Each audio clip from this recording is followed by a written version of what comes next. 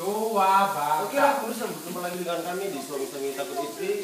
Di malam hari ini kita akan membawakan lagu sih. Di malam hari ini kita akan mengadakan acara ulang tahun Guntur itu katanya bapaknya iya gitu. Jadi anak itu parah bener gitu. Oke lah, saksikan terus terbakar-bakar Guntur.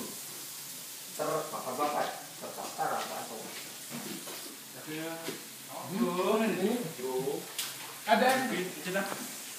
Boleh kok. Ikat mau nungguin kok. Tunggu gimana sih? Masa-masa itu. Dagingnya habis. Mas, ada acara apa nih, Mas?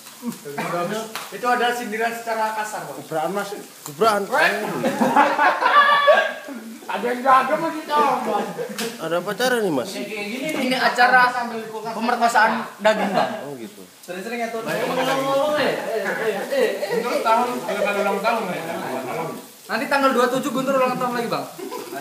Ada acara apa, Mas? Ah, ini mukanya nggak menjual nih, enggak. Ada acara apa, Mas? Ayo, Mas. Ini Enggak, jangan sensor.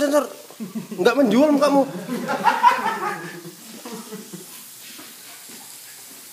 Bang, perintah nyanyiin lagu sama